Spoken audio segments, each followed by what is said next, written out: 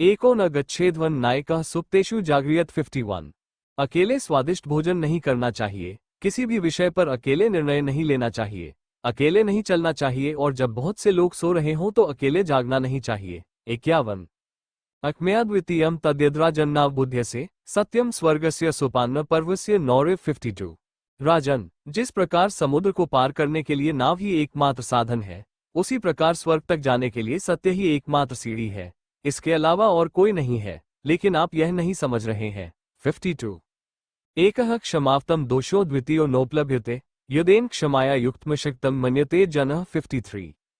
क्षमाशील पुरुषों पर एक ही दोष लगता है, दूसरे दोष की संभावना नहीं रहती। दोष ये है कि क्षमा करने वाले व्यक्ति को लोग अयोग्य समझते हैं। 53। सोयस्य दोषो न मंतव्यः क्षमा हे परम बलम क्षमागुणो हे शक्तानाम भूषणम तथा 54। परंतु क्षमा करने वाले को दोषी नहीं मानना चाहिए, क्योंकि क्षमा एक महान शक्ति है। क्षमा असमर्थों का गुण और समर्थों का आभूषण है। 54। क्षमा वशीकरण लोकै क्षमाया की न साध्यते शांति शंख करे यस्य की करिष्यति दुर्जनः 55। इस संसार में क्षमा करना वशीकरण का ही एक रूप है। खैर, माफी से क्या हासिल नहीं होता, जिसके हाथ में शांति की तलवार है उसके साथ दुष्ट लोग क्या करेंगे। 55। अत्रेने पतितो वह्नि स्वयमेवोपश्म्यति अक्षमाप्रम दोषैरात्मन चैव योज्येत 56। घास रहित स्थान पर आग पड़ने से वह अपने आप बुझ जाती है। क्षमा न करने वाला व्यक्ति स्वयं के साथ साथ दूसरों को भी दोषी बनाता है। 56। एको धर्मः परमः श्रेयः क्षमैका शांतिरुत्तमा विद्यायिका परमा दृष्टिरहिंसक सुखवा 57। धर्म ही परम कल्याण है, क्षमा ही शांति का सर्वोत्तम उपाय है। एक ही ज्ञान परम संतुष्टि दे सकता है और एक ही अहिंसा सुख दे सकती है। 57। द्वैविमो ग्रस्ते भूमि सर्पो बिलशाइनिव राजनन चविरोधर ब्राह्मण च प्रवासिनम 58। जैसे सांप बिलों में रहने वाले मेढक को आदि को खा जाता है, उसी प्रकार यह पृथ्वी शत्रु का विरोध न करने वाले राजा और विदेशियों को स्वीकार न करने वाले ब्राह्मण दोनों को खा जाती है। 58। द्वे कर्माणि नराः कुर्वन्नस्मिल्लोके विरोचते अब्रुवन् पुरुषम किचिदसतो नार्थंस्था 59। किचित भी कटुता न बोलना और दुष्टों का आदर न करना, ये दो काम करने वाला मनुष्य इस संसार में विशेष यश पाता है। 59। द्वैविमो पुरुष व्याघ्र पर प्रत्यय करिणो स्त्री कामित कामिन्यो प्रजाः पूज्य उपासकः 60। जो महिलाएं किसी अन्य महिला से प्यार करने वाले पुरुष की कामना करती हैं और वे पुरुष जो दूसरों द्वारा पूजे जाने वाले पुरुष का सम्मान करते हैं, ये दो प्रकार के लोग हैं जो दूसरों पर भरोसा करते हैं। 60। द्वाविमो कंटको तीक्ष्णो शरीर शुद्धियु यश्चाधनः कामायते यश्च कुपितिनीश्वरः 61। जो गरीब होते हुए भी बहुमूल्य वस्तुओं की इच्छा रखता है और जो असमर्थ होते हुए भी क्रोध करता है, ये दोनों ही कांटों के समान हैं जो व्यक्ति के शरीर को सुखा देते हैं। 61।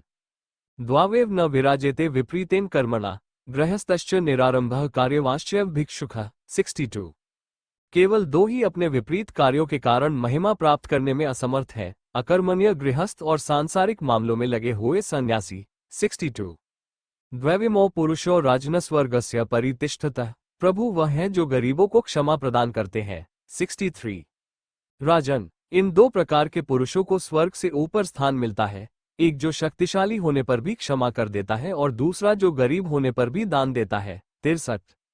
न्यायगत्स्य द्रव्यस्य बोधव्यो द्वातिक्रमो पात्रे प्रतिपतिश्च पत्रे चाप्रतिपादनम 64। न्यायपूर्वक अर्जित धन के दो ही दुरुपयोग होते हैं, अपात्र को देना और सुपात्र को न देना। 64। द्वावंसी निवेष्टव्यु गले बद्ध्वा धर्मम शीलम धनवंतमदातार दारिद्र्य चटपस्विनम 65। जो धनवान होने पर भी दान नहीं करते और दरिद्र होने पर भी कष्ट सहन नहीं कर सकते, इन दोनों प्रकार के लोगों के गले में कोई मजबूत पत्थर बांधकर पानी में बहा देना चाहिए। 65। द्वाविमो पुरुष व्याघ्र सूर्यमंडल भेदिनो परिवृद्योयोगयुक्ताचराणे चाभिमुखो हतः 66।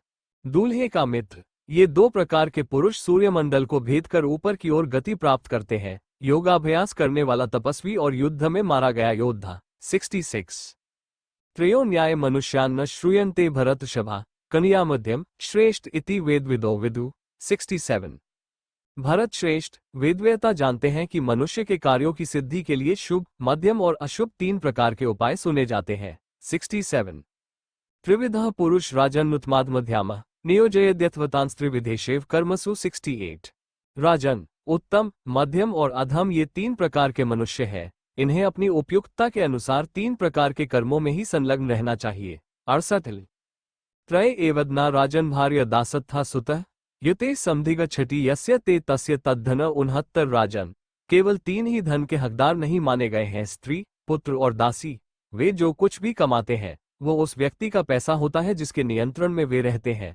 69 हर्ना च पार्श्वनन परदाभिमर्शनम सुहृदश्च परित्यागस्त्रियो दुषाक्षय। 70 दूसरे के धन की चोरी, दूसरे की स्त्री से समागम और अच्छे मित्र का त्याग, ये तीनों ही बुरे और विनाशकारी हैं। 70